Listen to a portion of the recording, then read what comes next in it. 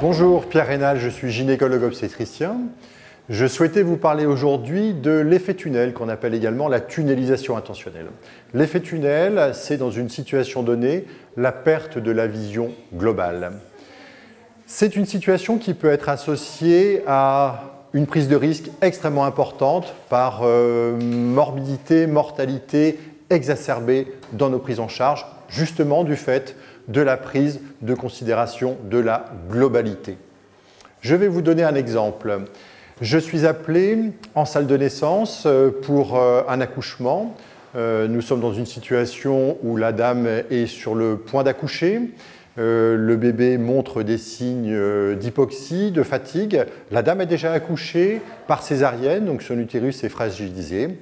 Et donc, il ne faut pas trop tarder pour que cet enfant naisse.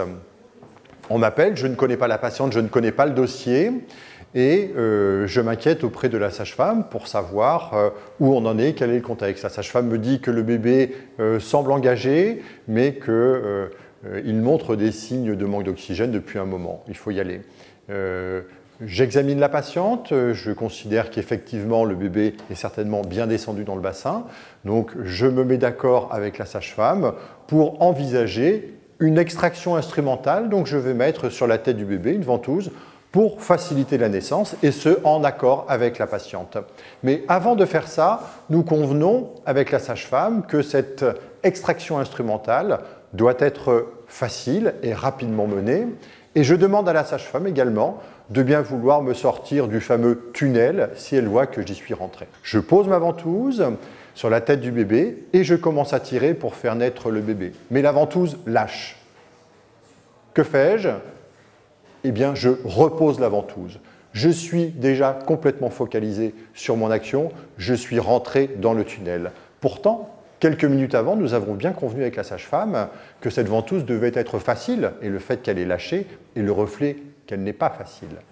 Je remets la ventouse et je tire encore de manière à faire naître le bébé. La sage-femme, voyant que la progression ne se fait pas de manière satisfaisante, me demande d'arrêter. Je ne lui réponds rien et je continue à tirer. Et j'ai l'impression que le bébé progresse d'une manière tout à fait satisfaisante. En fait, il ne progresse que très peu et je suis là envahi par ce qu'on appelle un biais de confirmation. La très faible progression du bébé vient confirmer mon hypothèse qui est que ce bébé doit naître par voie basse avec mon aide. La sage-femme intervient une seconde fois et me demande d'arrêter cette tentative de naissance par voie basse. Je ne lui réponds pas et je continue à tirer. Elle interviendra une troisième fois et cette fois-ci, elle se mettra devant moi, interrompra mon regard face à l'extraction instrumentale, m'attrapera par les épaules et me secouera doucement en me demandant d'arrêter. Face à cette interruption provoquée par son regard, de ma focalisation sur la tête du bébé, eh bien, je sors de mon effet tunnel et nous décidons ensemble, avec la patiente, d'arrêter cette tentative d'extraction par voie basse et de passer en césarienne. À l'issue de ça, la maman, le bébé, tout le monde ira très bien.